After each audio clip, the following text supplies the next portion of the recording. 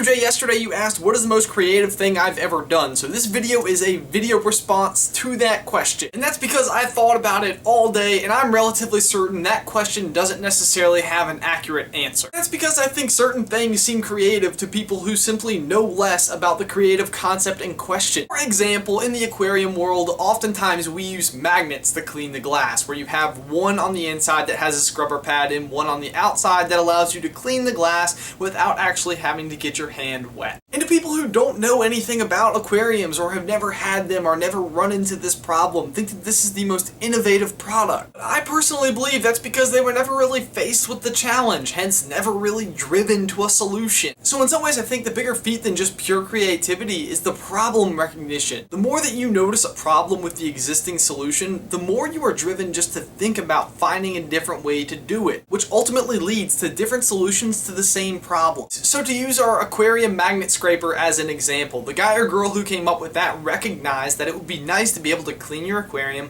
without having to get your entire arm in the tank. So the problem we've recognized here is that we still want to be able to apply firm pressure to the glass so we're able to remove the algae easily, but then still drive that mechanism from the outside. And this is where creativity maybe comes into play a little bit more, because there are different people who have come to a different solution to that problem, but in a much different way. For example, a separate company came out with a full-length arm glove that allowed you to have your entire arm in the aquarium without it actually getting wet. Now in my experience, the magnet has proven to be a much better solution to that problem. We've come to the conclusion that using magnets works extremely well. We're getting good results out of it. Let's go ahead and make this product. So we started making that product until we finally realized the next problem, and we recognize it. We find that of course magnets are very heavy, and if you move that magnet too quickly across the glass, then the momentum will allow the magnet to get away from you and sink to the bottom of the aquarium. Time to find a way to make it float. So I guess what I'm getting at is I think that creativity is just an expansion of your ability to recognize a problem and then build on that. And of course this is one really specific example, and I only use it because I think it illustrates the point I'm trying to make very nicely. And Jay, I guess what I'm getting at is one of the big points you made in your video is that everyone is creative, but maybe in just different ways. And I think that everybody is creative, they just don't necessarily demonstrate it because they don't challenge their creativity. And I know for me personally, I like to look at things that I love to do and use that to drive me to innovative solutions, in turn allowing me to do the thing that I actually love to do more than anything else: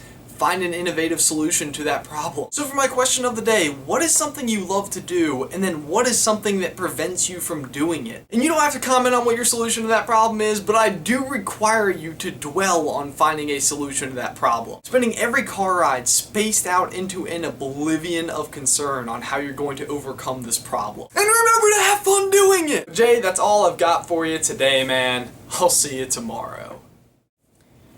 So you don't have to stick around unless you want to, but this is one of the challenges that I just would not stop until I was able to find a solution to, and I have had so much fun doing it. But one of the things, as many of you know, I love to do is go snowboarding, and one of the problems with that is that you either have to go to a ski resort or you actually have to rely on Mother Nature in order to have snow, and I didn't want that second part. So basically what I did was I started searching for a way to make my own snow at home. So this is what I came up with, and basically what it is a little miniature snowblower like what you would see at a ski resort that allows you to valve in a certain amount of air from an air compressor and then water from a hose.